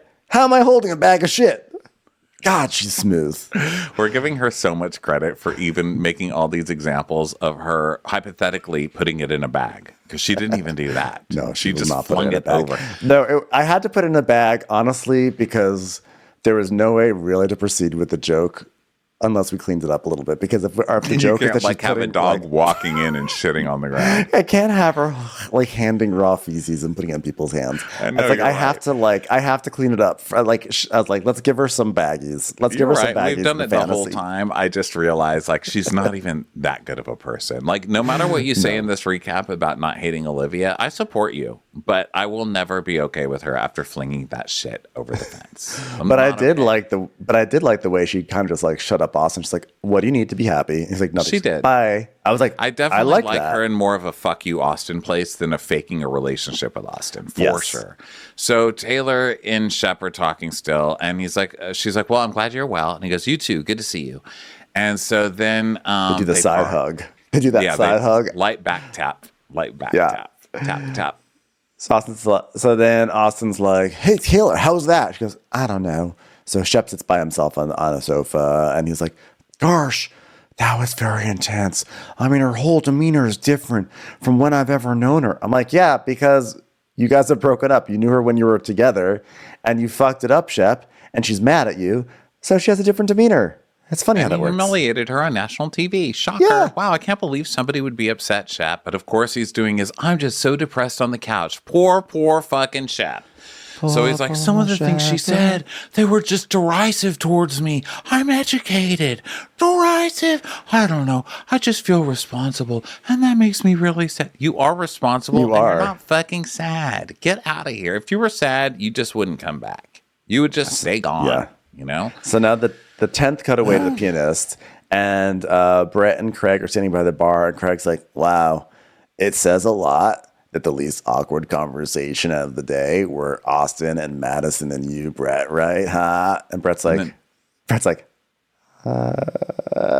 just slides Brett away. like literally has zero personality and wants to speak to none of these people. Like he doesn't say, does he say two things? I think he said one line the whole show. So then Leva and Shep are talking, and it's cutting kind of back and forth. So then we see Taylor talking to Rodrigo, and Rodrigo's like, "I saw you guys talking." She goes, "Yeah," and his whole conversation is about himself feeling better. Like, I fucked so many people, and I cheated on you so many times. I'm just going to make myself feel better by being nice to you. Isn't that nice? And Austin's standing there, like, trying to turn away, but then coming back, but then turning away, but then doing that. Like, I'm just so awkward. I'm not defending Shep, but I did not get that. I actually did not get that vibe from the conversation. The vibe was just like, "Oh, we're at a party, and it would be weird if we don't talk to each other. So I'm going to try to talk to you, and I'm going to try to be civil as best I can." But she's so mad. But how many times has he tried to be civil when they're not in front of cameras? I think is her point. It's like, "Oh, here we are," and Shep has to come act like, "Oh, hi, look at me, it's nice Shep," when he just fucking humiliated me all over the place and didn't do shit but travel the world and fuck more random whores. So then Shep is toasting to experiencing new things, taking chances, taking risks. Oh, and feeling sad because I feel like I hurt Taylor. So then Taylor's like, she's like, "I don't want to play into it. I mean, you cheated me tenfold, and I knew some of it. I know some of you knew about it. All you stupid man from Southern Charm." And Austin's like, "Oh, what? I had no idea what you're talking about. I have no idea about any girl. That's insane right now." I'm like, "Oh, shut up. You knew about all of it." She's totally right. Of course you did. And Taylor's like, "Oh, well, he fucked some random girl." And he goes, "I have no idea. Who then? Who?" And she's like, "He also fucked that girl in California. So it makes me think that our whole relationship, he was cheating on me." Yeah. I mean, yeah, of course. And Austin's like, "Well, the things you're talking about never happened to my knowledge." And she's like, "Well, what about Craig calling you about Mia? What about that?" And so then we see the clip of Andy saying, "Shep, you were caught trying to kiss one of Leva's employees. What's up with that?" And Shep being like, "Craig can speak to that. I don't remember. I was drunk." So Taylor's telling us that Craig was basically sitting on information that he could have shared with her, but he didn't have the balls to come and tell her, and he just was sitting there and now he's there at the party with a smile on his face, and he should wipe that smile off the face before I wipe it off of you. Like, and by the way, Craig can hear all this because Taylor's making sure that she's making a scene, right? She's saying all of this loudly so that everybody can hear this, which, you go to a fucking way to go to an opening episode party and just ripping Shep down, So I'm like, yes, I'm cringing because I'm like, oh God, she's not stable enough to be here. But the other side of me is like, kill them all, So then give her a flamethrower. So Craig goes over to Shep and he's like, Shep, Taylor's over there yelling both of our names. Like, Jesus Christ, let it fucking go. About what? The whole trio, the whole thing. Like, I was the one who stopped the whole Mia thing. Like, I was the one who stopped that. Okay, I never laughed at it. And Shep's like, don't bring that up, and don't like feed my brain that she's like freaking out. He goes, well, what do you want me to lie to you? It wouldn't be the first time.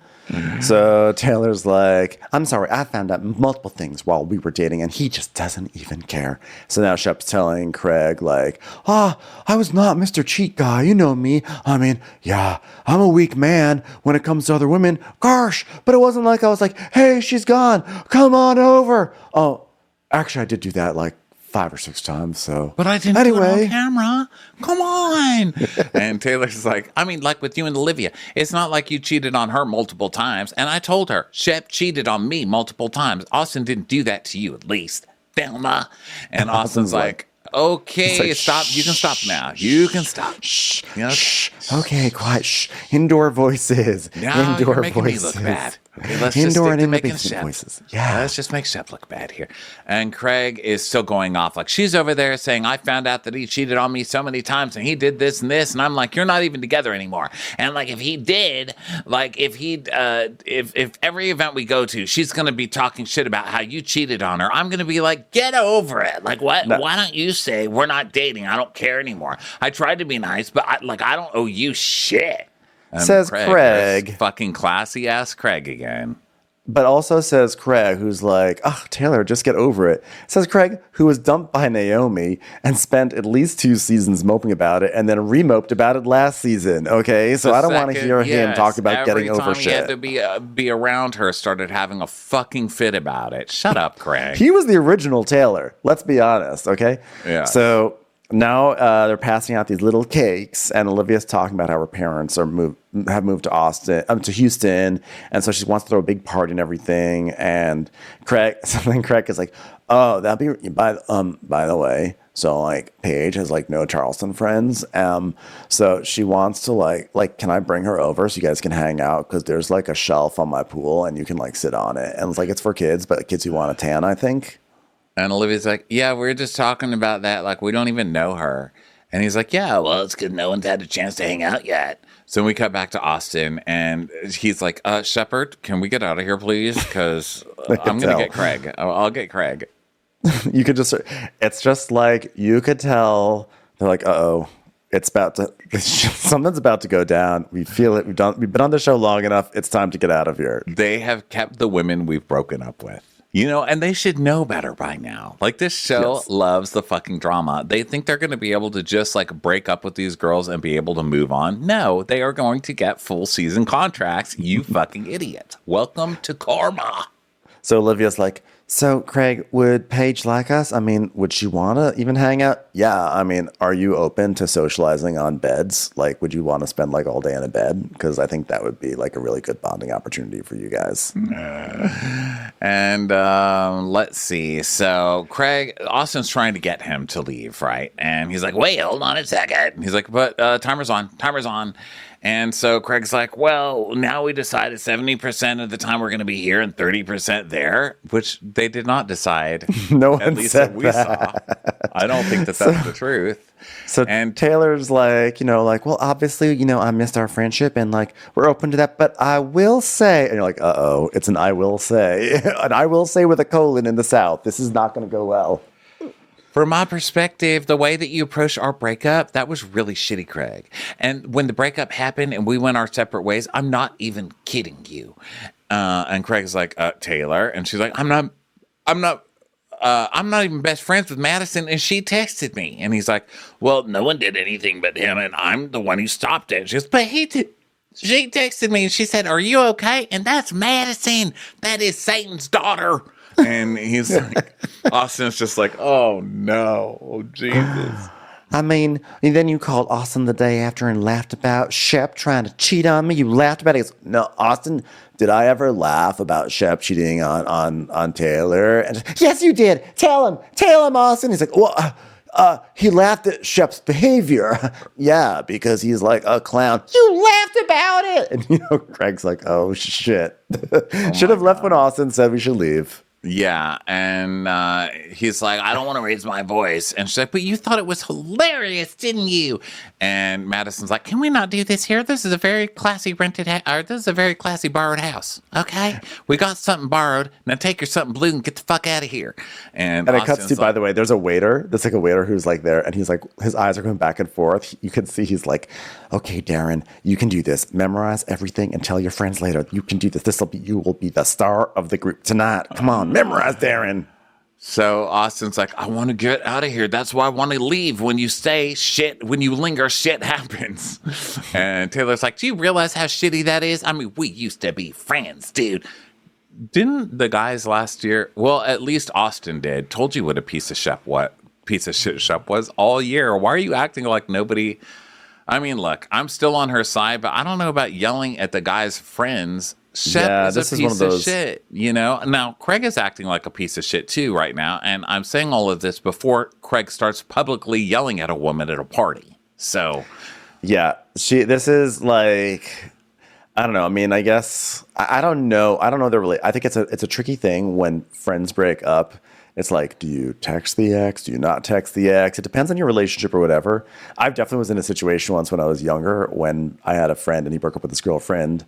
And then she like called up and was like, well, I hope that we can still hang out. And I literally told her, I was like, yeah, but I don't think I can because I think I'm on his side. So like I said something like, I'm his friend. I'm not allowed to. And then she got so mad at me, which understandable. It was kind of a dick. But I also feel like actually in retrospect, kind of direct. But it was also one of those things like I was friends with the guy first and then I met you. I don't know what expectation there is here. It can be tricky. Yeah. It can be tricky. Also, because didn't Craig out Shep last year about something else besides just the Mia thing? They were at that. Remember when they went out of town to move Austin's stuff out of his parents' house? His parents were moving or whatever. So they all went on a guy's trip to move the stuff out. And then they went out and Shep was at the bar talking to that girl. And then Craig outed him for that. So right. I don't know that he like went directly to Taylor to out, but I think he did out Shep to the group for that, right? Am I remembering wrong? I think so. I mean, it's hard because again, we don't know. I don't really know Craig and Taylor's relationship because maybe they did have a relationship where they like talked and shared, and then it is kind of fucked up. And it just does. It also speaks. Yeah, I can't tell. I can't tell if Craig is fucked up here or if Taylor is just like very raw and just kind of like lashing out at I think it's part Shep. of that too because there's not like really any. You're not really using your rational mind. Like right now, she's just like fuck all of you. You know, he's like that, and you guys support him being like that. Which I mean, just boiled down to that simple phrase. That's true. That's fair. That's true. Yeah. But I do think though, like actually, Craig is like you're mad at Shep. You're yelling at me, but you're really mad at Shep. I think that's kind of true too. And so, so Craig is like, she's like, I don't care. We used to be good. I used to be good friends with you, and I haven't heard from you or talked with you after the whole breakup, and you didn't even talk to me. He goes, because you're my friend's girlfriend. He's my friend. He goes, but he's a fucked up human being. And he's like. So Olivia's like, okay. Come on, Taylor. Come show's on. over. And Madison goes, go get her before she pulls another rubber dick out of her purse. I don't even know if she really said that or if I just wrote it. Go on and get her. So Taylor's like, he cheated on me. And Craig's like, I can't tell you that. You're mad at him, not me. And Chef's like, wait a minute. Don't date me. There's a simple solution. Just don't date me. She says, oh, and now he can just sit over there and laugh about it too. And Austin's like, oh, geez. And Craig says, you're deflecting from the fact that Shep hurt you, not anyone else. Yeah. So Taylor's like, Shep doesn't give a shit, and it makes me hurt that you don't give a shit. I think the only person who gave a shit on a shirt that I was hurt was Austin, and obviously Olivia too, because, well, she doesn't really give shit. She just sort of like flings them over her fence. You know what I'm saying? And Craig is like, Olivia, you're not getting it. Well, also, just to say, Taylor, the only person that gives you a shit about is Austin. No, he doesn't. And for you to believe that is just ridiculous. Austin's only interest in you is trying to get one up on Shep. And I think that's been, they've had this thing going since day one. Austin will not treat you well either. He will treat you like shit as well. Don't fall for that. I think I think what sort of makes me sad for Taylor is that like she's expressing hurt and disappointment towards Craig, which whether it's inappropriate or not, who knows? Like I get it, I understand why she's hurt, but there's also an implication like I'm mad at you. It's almost like she's like she wants to still be friends with him or something. Like I'm mad at you and I'm expressing this because she says I miss our friendship, and it's kind of like. But these guys are a boys' club, and they cover for each other, just like we saw in Vanderpump Rules. And at the end of the day, their loyalty is only towards each other. And I just want her to seek friendship and support from just different people than these two, like rather than fighting for recapturing what used to be with Craig, because it's never gonna fulfill her the way she wants to be fulfilled, friendship-wise. Yeah, so they're basically yelling at each other. She's like, he's a piece of shit. And he's like, you don't even know what I did trying to stop him making out with that waitress. And so he's like, screw you. And if it weren't for me, he would have slept with that fucking girl. And I should have let him. And I was like, oh, geez, Craig. Can Craig just have one season where he can, like, control himself and not start screaming at a woman? What the fuck, dude? Yeah. So he leaves and Taylor, as he leaves, Taylor goes, what about your girl cheating on you? And Madison's like, no, Taylor, you can't say that. Don't say that. So now, did Paige cheat on Craig? Ooh. No, I don't think so. I don't see that. And Craig's like, you're embarrassing yourself. Why not? I wouldn't believe it. Why the hell? I also wouldn't believe that Taylor would be the one to know. I don't know. Well, that's true. So Craig's like, you're embarrassing yourself. Papa-doo, papa-doo-doo-dee. Then we get like a shot of everyone's face. It's like, this is what she's doing. That's what she's doing. That's what Olivia's thinking. And then Craig just walks down the drive alone. He's like, ow! As shit is flung at his head. And that brings us to the end of Southern Charm, everybody. Thank you so much for being here, everyone. What a delight. So fun to have this show back with all its terrible men. And we're looking forward to a full season of making fun of them. Super fun show. We will be back next time, guys. Talk to you later. Bye. Watch What Crappens would like to thank its premium sponsors. Ain't no thing like Allison King. Ashley Savoni, she don't take no baloney. She's not just a Sheila, she's a Daniela. Itchels. Aaron McNicholas, she don't miss no trickolas. She's never scary, it's the Green Fairy. Jamie, she has no last namey. Hava Nagila Weber. Know Your Worth with Jason Kurth. Sip some scotch with Jessica Trotch. She's a little bit loony. Junie, she's always supplying, it's Kelly Ryan. Kristen the Piston Anderson. You're never alone with Lacey Monteleone. Let's give a kisserino to Lisa Lino. Megan Berg, you can't have a burger without the Berg. Ruru LaRue. The Bay Area Betches. And our super premium sponsors. Somebody get us 10 cc's of Betsy MD. We're taking the gold with Brenda Silva. Let's get real with Caitlin O'Neill. Don't get salty with Christine Pepper. Can't have a meal without the Emily Sides. Nobody holds a candle to Jamie Kendall. She's not harsh. She's Jill Hirsch. My favorite Murdo, Karen McMurdo. We love him madly. It's Kyle Pod Shadley. Let's go on a bender with Lauren Fender. We want to hang with Liz Lang. The incredible edible Matthews sisters. Nancy Cease and Desisto. Give him hell, Miss Noel. She's the queen bee. It's Sarah Lemke. Shannon, out of a cannon, Anthony. Let's take off with Tamla Plain. She ain't no shrinking Violet Kuchar. We love you guys. Hey, Prime members, you can listen to Watch What Crappens ad-free on Amazon Music. Download the Amazon Music app today. Or you can listen ad-free with Wondery Plus in Apple Podcasts. Before you go, tell us about yourself by completing a short survey at Wondery.